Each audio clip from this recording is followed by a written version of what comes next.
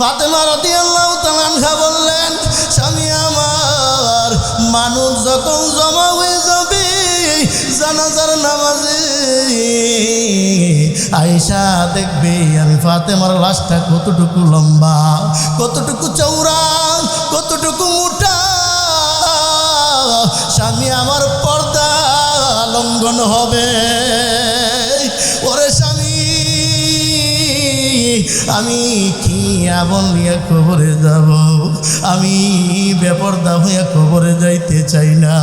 স্বামী আমার মৃত্যুর সংবাদ দুনিয়ার মানুষকে আপনি জানাইবেন না, আত্মীয় স্বজনকে খবর দিবেন না।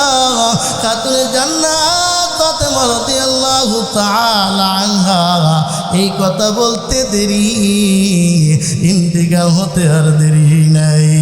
আলীর কুলের মধ্যে ইন্তিকাল করলেন, আর হাসান আর হুসাইন ইয়াতীম, মার গলায় ধরাইয়া কান্দে, মাগো আজকের থেকে মা হারা হয়ে গেলাম, নানার ভালোবাসাও বেশি দিন পাইলাম না। ও মা মা মা বলে কান্দে। এবার যখন গোসল সমাধা হয়ে গেল, কাপনের কাপড় ভরাইয়া আলী রাদিয়াল্লাহু তাআলা আনহু জানাজার নামাজ পড়াইল। ইমাম হাসান আর হুসাইন আলী তিনজন তিন কোণারে ধরে রাখছে। একটা মানুষের অভাব, চারজন মানুষ লাগে কবরে লাশ নিয়ে যাইতে হলে। আর একটা মানুষ কোথায় পাওয়া যায়? ওই দিকে মায়ার নবী রাহমাতুল লিল আলামিন আবু যর গফারিকে ডাইকা ডাইকা বলে, রে আবু যর, আমার কলিজার টুকরা ফাতেমা ইন্তিকাল করছে। আমার কলিজার টুকরা দুই নাতি হাসান আর হুসাইন দুই কোণারে ধরে রাখছে, আর আমার মেয়ের জামাই আলী এক কোণারে ধরে রাখছে। তাড়াতাড়ি যা, তুই এক কোণারে ধরিয়া লাশটা তুই কবর নিয়ে আয়। এই সংবাদ, এই খবর পাওয়ার পর আবু যর গফারির ঘুম ভাঙা গেছে। আপনি এবং আমি স্বপ্ন দেখার পর ফজরের সময় ভাবতে থাকি, কি দেখলাম কি দেখলাম কি দেখলাম। আবু যর বলল, আমার নবীজির কথা এবং স্বপ্ন কোনোদিন মিথ্যা হতে পারে না, আমি এই মুহূর্তে করে থাকতে পারি না। আবু যর গফারি রাদিয়াল্লাহু তাআলা আনহু ঘর থেকে দৌড়াইয়া দৌড়াইয়া আলীর বাড়ির দিকে রওনা করছে। আলীর বাড়ির দিকে যায়, হঠাৎ আলী রাদিয়াল্লাহু তাআলা দূর থেকে দেখা যায় আবু যর গফারির চেহারা। বলে, ভাই আবু যর, কি দাঁড়া?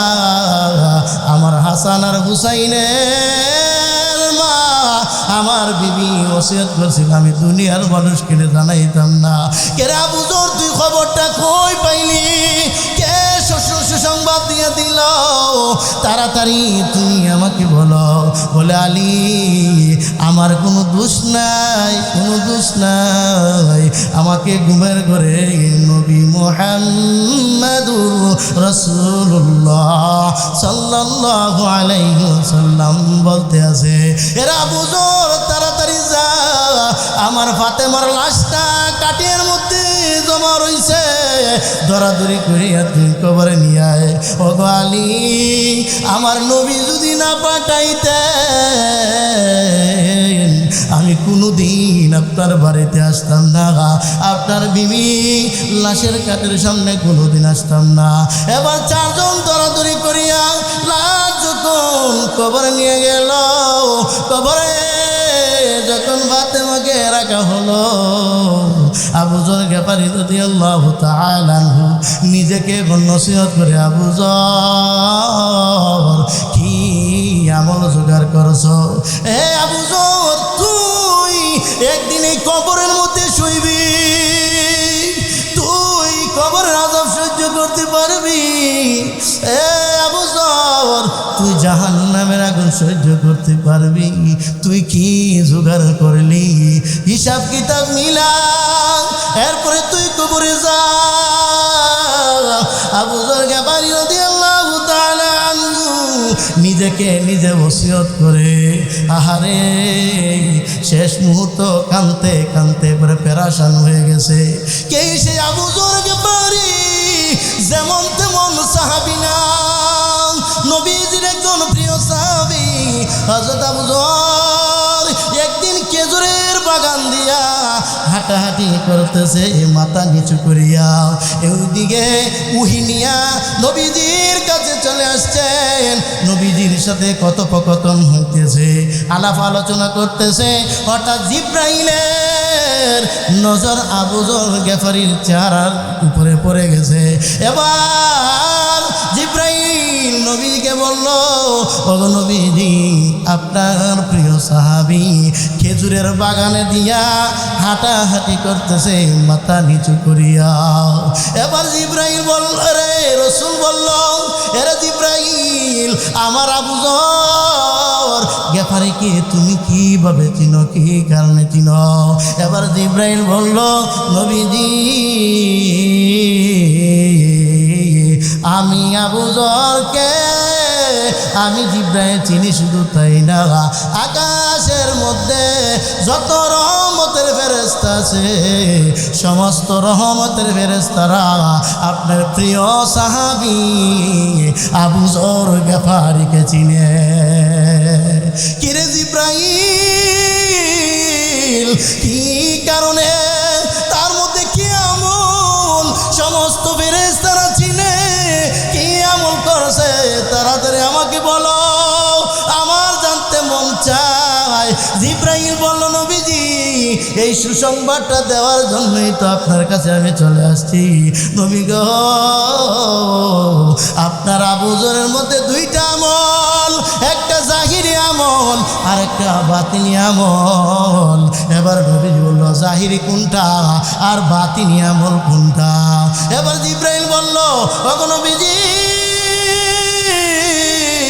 বাতিনি আমল হলো আপনার কাছে যখন আপনার প্রিয় সাহাবী আবু যর গিফারি যখন আসে আর আপনি যখন নসিহত করেন, ওয়াজ করেন, ওয়াজ আবু যর মাথা নিচু করিয়া নিজেকে নিজে খুব ছোট মনে করে আর নিজেকে নিজে বলে, আবু যর আকাশের নিচে জমিনের উপরে কোনো নালায়েক বান্দা যদি থাকে, কোনো অযোগ্য বান্দা যদি থাকে, অনেক ছোট বান্দা যদি থাকে, আমি আবু যর এর চাইতে ছোট বান্দার দ্বিতীয় কেউ নাই। ওগো নবীজি, সব সময় আবু যর গিফারি নিজেকে নিজের তুচ্ছ মনে করে। আর নবীজির হাদিসের মধ্যে আসছে, মান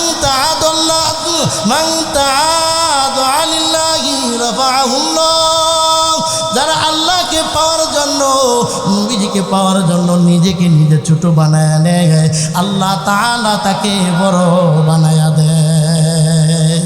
আবু যর গিফারি রাদিয়াল্লাহু তাআলা আনহু কেমন আমল করছেন চিন্তা করছেননি?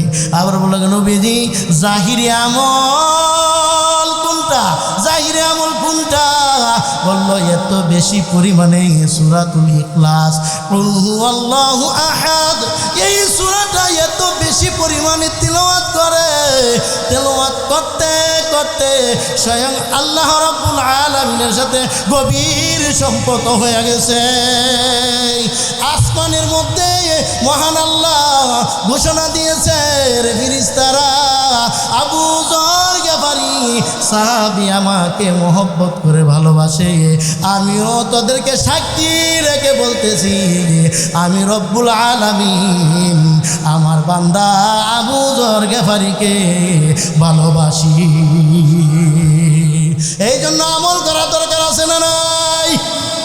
সময় পাইলাই সূরাতুল ইখলাস তিলাওয়াত করো, সময় পাইলাই ইস্তিগফার পড়ো, সময় পাইলাই দুরূদ শরীফ পড়ো, সময় পাইলাই আল্লাহর নামের জিকির করো, কারণ সময় খুব সংকীর্ণ, কার কখন ডাক এসে যায় বলা যায় না। এর পর্দার আড়ালের মা, নসিহত দিয়ে কি তুমি শিক্ষা গ্রহণ করলাই? এখন পর্যন্ত স্বামীর সাথে বিনয় হইয়া নমনীয় হইয়া কথা বলতে পারো না। কথা ঠিক না বেটি? আজকের মাহফিল থেকে শিক্ষা গ্রহণ করে নাও।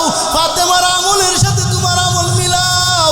যদি খাতুনে জান্নাতের সাথে যদি জান্নাতে যাইতে চাও, নবীর দুলালি ফাতেমার সাথে তোমার আমল মিলায়া নাও।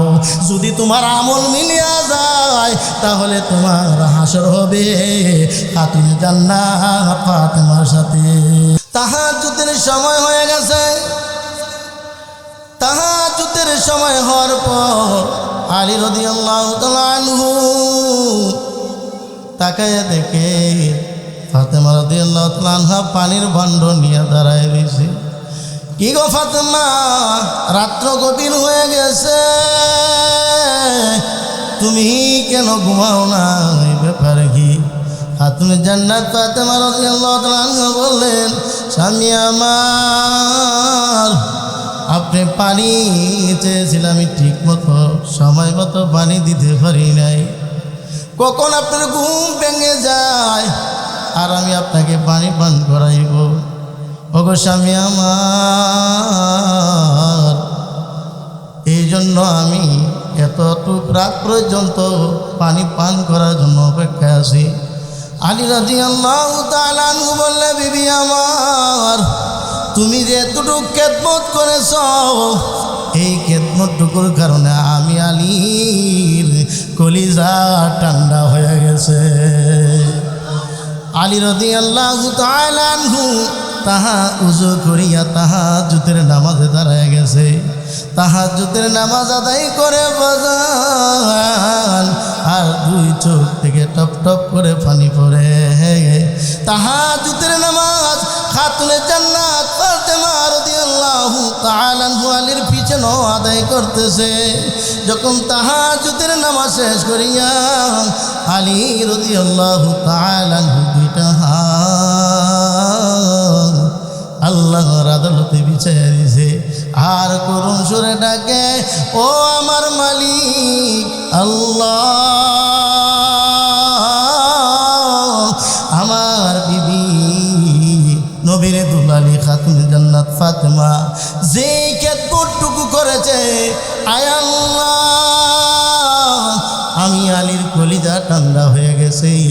ও আমার মালিক আল্লাহ, আমি আপনার কাছে আবদার জানাই দোয়া করি, আমার বিবি হযরত ফাতেমাকে সমস্ত জান্নাতের মহিলাদের সর্দারিনী বানিয়ে দে। আল্লাহ পাক রব্বুল আলামিন দোয়া করতে দেরি হয়, আল্লাহ তাআলা কবুল এবং মঞ্জুর করে নিলেন। আল্লাহ তাআলা ডাইকা ডাইকা বলেন, জিবরাইল, তুমি তাড়াতাড়ি জমিনে সুসংবাদটা নিয়ে যাও। জিবরাইল জমিনে চলে আসছে। মায়ার নবী রাহমাতুল লিল আলামিন মসজিদের নববীর মধ্যে ফজরের নামাজের ইমামতি করতেছে। যখন ইমামতি করে ফজরের নামাজ কমপ্লিট করে নবীজি যখন বসে রইলেন, হঠাৎ জিবরাইল নবীর ডান পাশে যাইয়া বলে, ইয়া রাসূলুল্লাহ, আপনার কাছে সুসংবাদ নিয়ে আসি। নবীজি বলে, জিবরাইল, সাত সকালে তুমি কেন আসছো? কি কারণে রে জিবরাইল? জিবরাইল বলে, নবীজি, আমি সুসংবাদ নিয়ে আসছি। কি সুসংবাদ রে জিবরাইল? কি সুসংবাদ? বলে, গতকালকে রাতের বেলায় আপনার কলিজার টুকরা হযরত ফাতেমা আলী রাদিয়াল্লাহু তাআলা আনহু যুদ্ধের ময়দান থেকে আসার পর পানি চেয়েছিল, পানি সময় মতো দিতে পারে নাই। এই পানি নিয়ে সারা রাত্র আলোর শিয়রে দাঁড়ায় রয়েছে। আপনার আলী খুশি হইয়া তাহাজ্জুদের নামাজ আদায় করিয়া আল্লাহর কাছে দোয়া করছে, আল্লাহ যতটুকু নবীর দুলালি আমার বিবি যতটুকু খেদমত করেছে আমি আলীর কলিজা ঠান্ডা হয়ে গেছে। আল্লাহ আমি দোয়া করি আমার বিবি হযরত ফাতেমাকে জান্নাতের মহিলাদের সর্দারিনী বানিয়ে দাও। নবীজি সুসংবাদটা নিয়ে আসছি তাম দুনিয়ার মানুষকে আপনি জানাইয়া দেওয়ার জন্য মহান আল্লাহ আপনার নিকটে আমার পাঠাইছে। ফাতিমাতু সাইয়্যিদাতু নিসাই আহলিল জান্নাহ, আপনি ঘোষণা দিয়ে দেন কিয়ামত পর্যন্ত যত মহিলা যত আপনার উম্মত হবে তাদেরকে আপনি ঘোষণাটা দিয়ে দেন আমার কলিজার টুকরা ফাতেমা জান্নাতের মহিলাদের সর্দারিনী। এর পর্দার আড়ালের মা মাইকের আওয়াজ কানে যায় রে মা, ভালো করে শুনো, মনোযোগ দিয়ে শুনো। আগামীকালকে আবার তোমরা ওয়াজ নসিহত শুনবা, বহু দূরের কথা। আবার 1 বছর ঘুরিয়ে আসার পর এর মধ্যে দেখবেন অনেক আল্লাহর বান্দাবান্দি কবরে চলে গেছে। জীবনের শেষ মাহফিল মনে করে ভালো করে শুনো। হযরত আলী রাদিয়াল্লাহু তাআলা আনহু ফজরের নামাজ আদায় করার জন্য মসজিদে চলে গেছেন।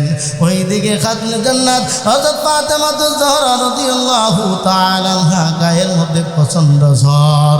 এই অসুস্থ অবস্থায় সমস্ত ঘরের কাজকর্ম নিজে করেছেন। হযরত আলী রাদিয়াল্লাহু তাআলা আনহু ফজরের নামাজ আদায় করে যখন ঘরের মধ্যে প্রবেশ করেছে, আহারে তাকায় দেখে হযরত ফাতেমা রাদিয়াল্লাহু তাআলা আনহা গুনগুন গুনগুন করে কান্দে। আহা আলী রাদিয়াল্লাহু তাআলা আনহু বললেন, ফাতেমা কেন কান্দো, কিসের জন্য কান্দো আমাকে বলো। ফাতেমা রাদিয়াল্লাহু তাআলা আনহা চোখের পানি বন্ধ করে না, আলীর ডাকে উত্তর দেয় না, খালি কান্না করতে আছে কান্না করতে আছে।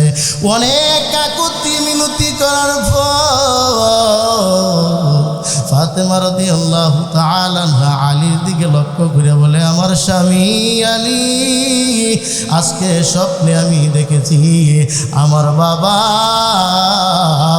নবী মুহাম্মদুর রাসূলুল্লাহ সাল্লাল্লাহু আলাইহি ওয়াসাল্লাম আমার ঘরের মধ্যে প্রবেশ করেছে।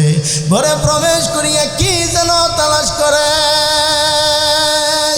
তালাশ করিয়া যখন ঘর থেকে বাইর হয়ে গেল, আমি পেছন থেকে ডাক দিলাম, আব্বা জান আপনি কি তালাশ করেন, কাকে তালাশ করেন?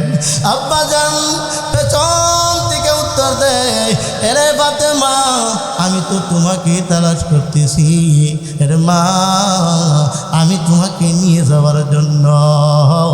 ফাতেমা রাদিয়াল্লাহু তাআলা আনহা এই কথা শোনার পর ঘুম ভেঙে গেছে। আলী রাদিয়াল্লাহু তাআলা আনহু এই স্বপ্ন শোনার পর এবার আলীও কান্দে, ফাতেমা কান্দে। আবার নবীজি বলল, ও আমার ফাতেমা আজকে তো তুমি রোজা রাখবাই আর সিহরি করবাই আলীর দস্তরখানায়, আর ইফতার করবাই আমি আব্বা জানের দস্তরখানায়। এই বর্ণনা যখন ফাতেমা দিল, আলী ফুফাইয়া ফুফাইয়া কাঁদতেছে। আহারে আমার মনে হয় আমার বিবি হযরত ফাতেমা দুনিয়ার মধ্যে আর থাকবেন না, মনে হয় আজকেই ইন্তিকাল করবেন। এবার স্বামী এবং স্ত্রী দুজনে ফুফাইয়া ফুফাইয়া কান্দে। ওইদিকে ইমাম হাসান আর হুসাইন রাদিয়াল্লাহু তাআলা আনহুমা এসে দেখে আব্বা যেন কান্দে, আম্মা যেন কান্দে, ফাতেমা কান্দে, আলীও কান্দে। হাসান আর হুসাইন মার চেহারা দিকে তাকাইয়া তাকাইয়া বলে, মা গো কেন কান্দো? ও আব্বা ও আম্মা জানারা ও কেন কাঁদতেছ? আমি হুসাইনকে বলো, হাসানকে বলো। খাতুনে জান্নাতের একটা উপহার ছিল, ইমাম হাসান আর হুসাইন কোনো কাজে যদি বিরক্ত না হইতেন ডাইরেক্ট বাবা জানের কবরে পাঠাইয়া দিতেন যাও তোমরা নানা জানের কবরে চলে যাও। এই মুহূর্তে খাতুনে জান্নাত ফাতেমা আদেশ করছে, আমার হাসান ও হুসাইন, এই মুহূর্তে তোমরা দুজন দুনো ভাই আমার বাবা তোমার নানা জানের কবরের পাশে চলে যাও। হাসান আর হুসাইন দৌড়াইয়া নানা জানের কবরের পাশে যখন গেলেন, নানা জান অটোমেটিক কবর থেকে আওয়াজ ভেসে উঠছে, এরে আমার আদরের নাতিরা, এরে হাসান আর হুসাইন, আমার কাছে কেন আসছো? আমার কাছে তো সব সময় তোমরা আসতে পারবাই, আমার কাছে সব সময় তো কথা বলতে পারবাই। তোমরা তাড়াতাড়ি বাড়িতে চলে যাও, তোমার মার শিওরে চলে যাও। আজকে তোমাদের দিনটা শেষ দিন, আগামীকালকে আর মা বলে ডাক দিতে পারবা না। তাড়াতাড়ি বাড়িতে যাও, বাড়িতে যাইয়া তোমার মা আমার কলিজার টুকরা হযরত ফাতেমার চেহারার দিকে তাকায়া থাকো। এই কথা শোনার পর হাসান হুসাইন চোখের পানি চলে আসছে, টপ টপ করে চোখের পানি পড়ে। আর নবীজির রওজার থেকে দৌড়াইতেছে বাড়ির দিকে, আইসা দেখে হযরত আলী রাদিয়াল্লাহু তাআলা আনহু, হযরত ফাতেমা রাদিয়াল্লাহু তাআলা আনহা চোখের পানি ফেলায় কাঁদতে আছে। ইমাম হাসান আর হুসাইন মার চেহারার দিকে তাকাইয়া বলে, মাগো আজকের দিনটি নাকি শেষ দিন। ও মা, ও আব্বা জান, আপনারা কেন কাঁদতেছেন? এই সুসংবাদ আমাকে, আমার ছোট ভাই হুসাইনকে আমার নানা জান বলে দিয়েছে। ওগো মা, আমার নানা জান বলছে আপনার চেহারার দিকে তাকায় থাকতে। ও মা, আগামীকালকে তুমি নাকি ইন্তিকাল করবাই, তোমার মা বইনার ডাক দিতে পারবো না। এবার হাসান আর হুসাইন মার চেহারা দিকে তাকাইয়া তাকাইয়া কান্দে আর বলে, মা গো, একটা দুধের ফুটার হক আমরা কি দিয়ে আদায় করব? তাড়াতাড়ি বলে দেন, আমরা খাতুন ভাই কিভাবে হকটা আদায় করতে পারি? খাতুনে জান্নাত ফাতেমা কান্দে আর বলে, এরে হাসান আর হুসাইন, যেই দিন আমি ফাতেমাকে পর্দা সহকারে গভীর রাতে লাশটা কবরে দাফন করে দিতে পারবে, সেদিন থেকেই তোমাদের যত হক যত দাবি আছে আমি খাতুনে জান্নাত ফাতেমার সমস্ত হক এবং দাবি মাফ হয়ে যাবে। এবার খাতুনে জান্নাত অসুস্থ হয়ে পড়লেন, হাসান আর হুসাইন বিছানার মধ্যে শুয়ে দিলেন। ইন্তিকালের আগ মুহূর্ত আলী রাদিয়াল্লাহু তাআলা আনহু তিনটা ওসিয়ত করলেন, বললেন, স্বামী আমার, আমি তিনটা ওসিয়ত করে যাব, আপনি পালন করবেন। কি তোমার ওসিয়ত? এবার খাতুনে জান্নাত বলে, স্বামী আমার, আমি যেই দিন দুনিয়ার থেকে বিদায় হয়ে যাব, সেই দিন আপনি আমার হাসান আর হুসাইনকে কোনোদিন ভুলবেন না। ও স্বামী আমার, আমি যেই দিন দুনিয়ার থেকে বিদায় হব, আপনি পছন্দ মতো অন্য একটা মহিলাকে আপনি বিবাহ করে নেবেন। স্বামী আমার হাসান হুসাইনকে কষ্ট দিবেন না। কমপক্ষে সপ্তাহে একটা দিন কুলে নিয়ে আমার হাসান আর হুসাইনকে নিয়ে ঘুমাইবেন। ওরে স্বামী,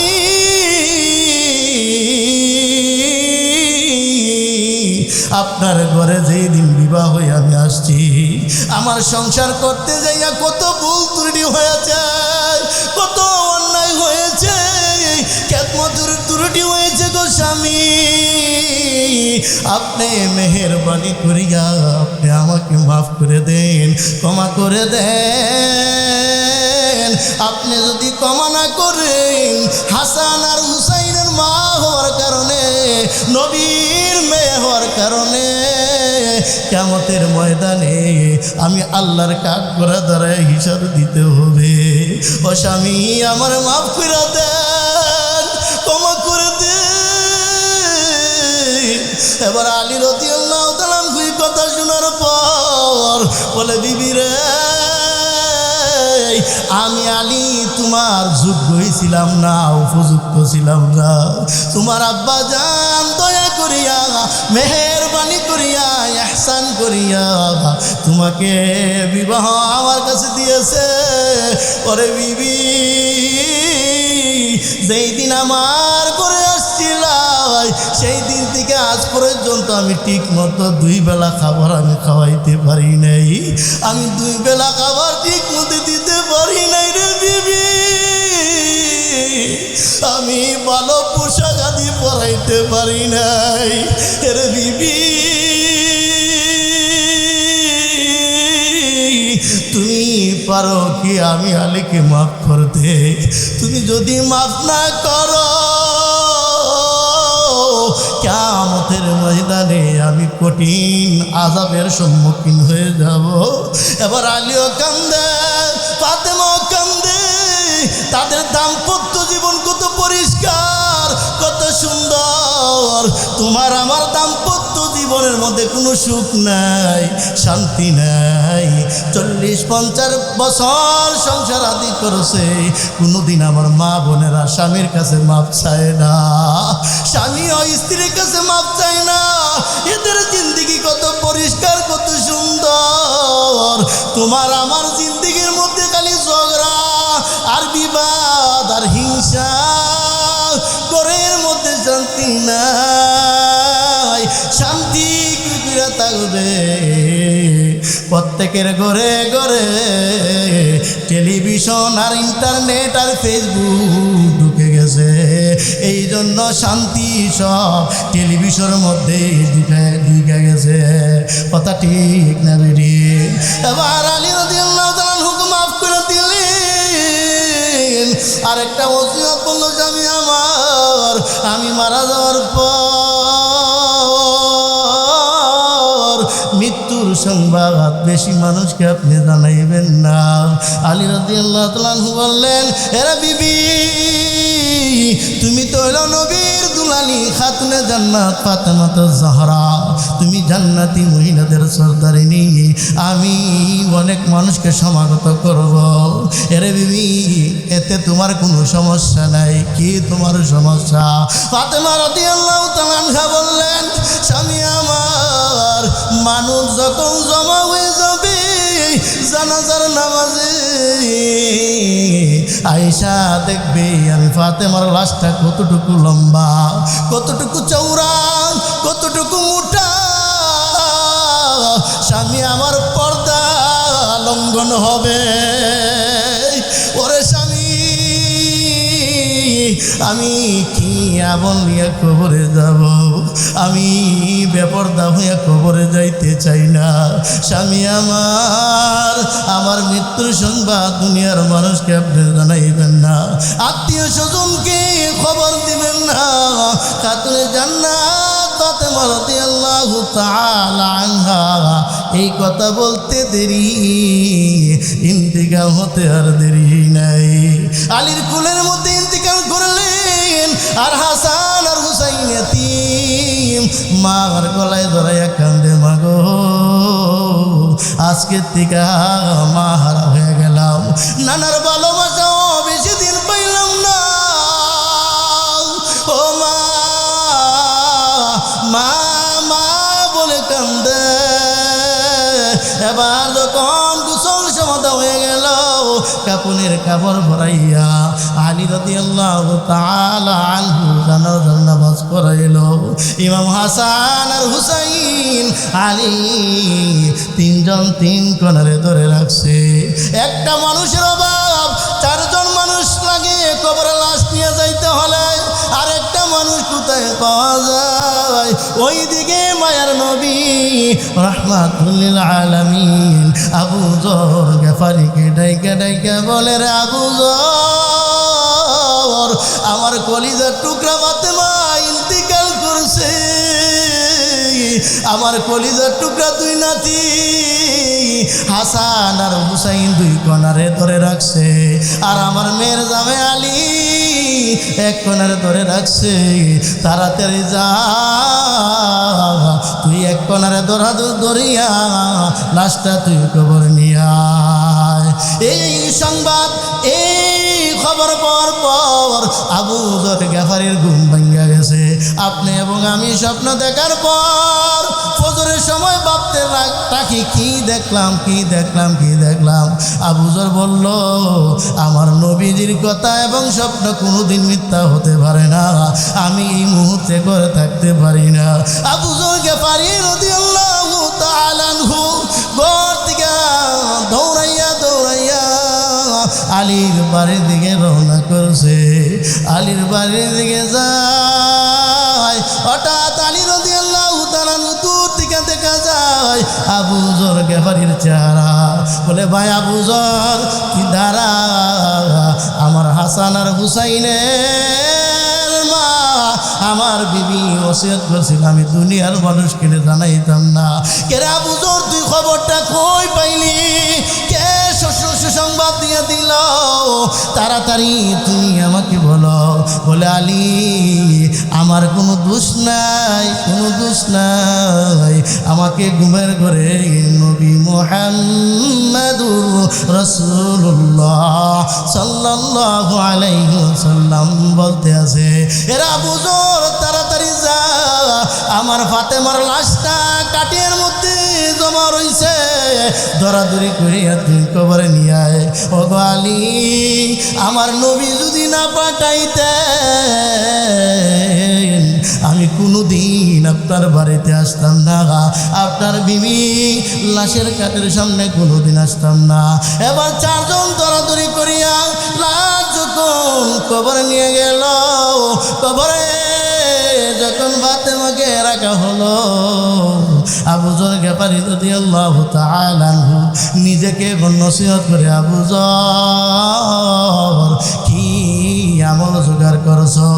এ আবু যর, তুই একদিন এই কবরের মধ্যে শুইবি, তুই কবরের আযাব সহ্য করতে পারবি? এ আবু যর, তুই জাহান্নামের আগুন সহ্য করতে পারবি? তুই কি জোগাড় করলি? হিসাব কিতাব মিলা, এরপরে তুই কবরে যা। আবু যর গেফারি রাদিয়াল্লাহু তাআলা আনহু নিজেকে নিজে ওসিয়ত করে, আহারে শেষ মুহূর্ত কানতে কানতে করে পেরেশান হয়ে গেছে। কে সে আবু যর গেফারি?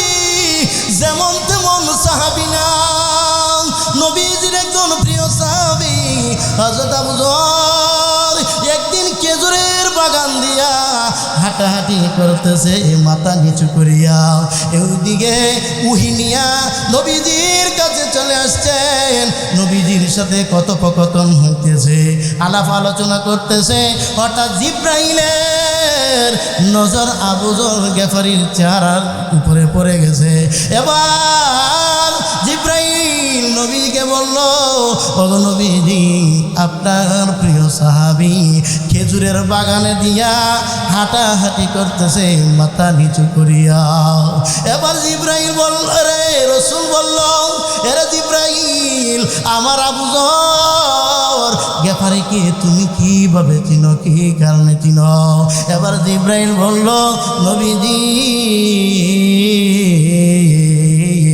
আমি আবু যরকে আমি জিব্রাইল চিনি, শুধু তাই না, আকাশের মধ্যে যত রহমতের ফেরেশতা আছে সমস্ত রহমতের ফেরেশতারা আপনার প্রিয় সাহাবী আবু যর গেফারিকে চিনে। কিরে জিব্রাইল, কি কারণে? তার মধ্যে কি আমল সমস্ত ফেরেশতারা চিনে?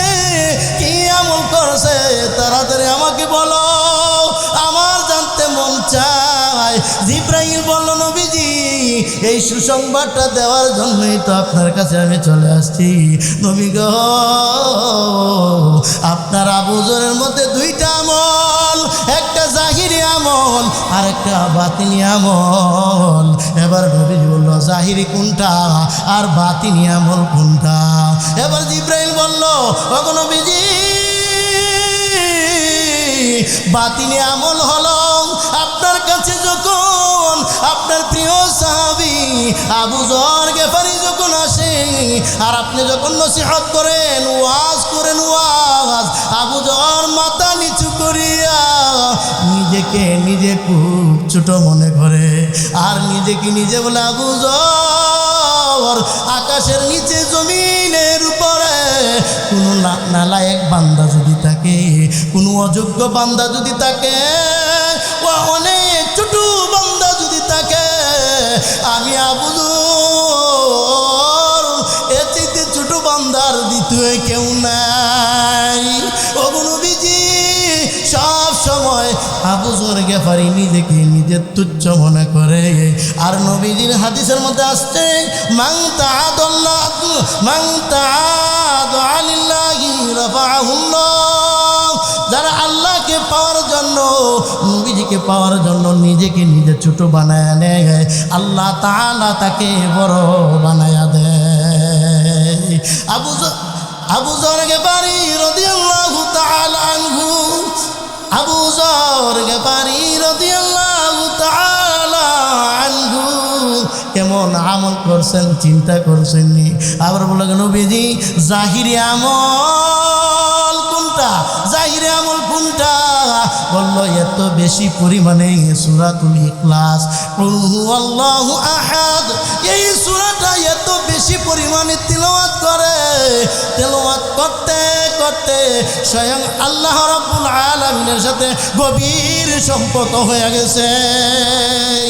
আসমানের মধ্যে মহান আল্লাহ ঘোষণা দিয়েছে, রে ফেরেশতারা, আবু যর গেফারি সাহাবী আমাকে মহব্বত করে ভালোবাসে, আমিও তোদেরকে সাক্ষী রেখে বলতেছি আমি রব্বুল আলামিন আমার বান্দা আবু যর গেফারিকে ভালোবাসি। এই জন্য আমল করা দরকার আছে না নাই? সময় পাইলাই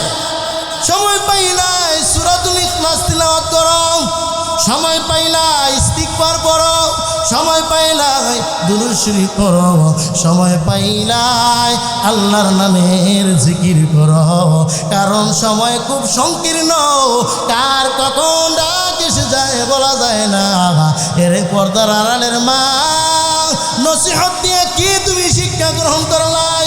এখন পর্যন্ত স্বামীর সাথে বিনয় হইয়া নমনীয় হইয়া কথা বলতে পারো না, কথা ঠিক না বেরি?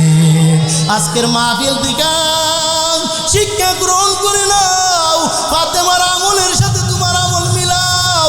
যদি খাতুনে জান্নাতের সাথে যদি জান্নাতে যাইতে চাও, নবীর দুলালি ফাতেমার সাথে তোমার আমল মিলায়া নাও।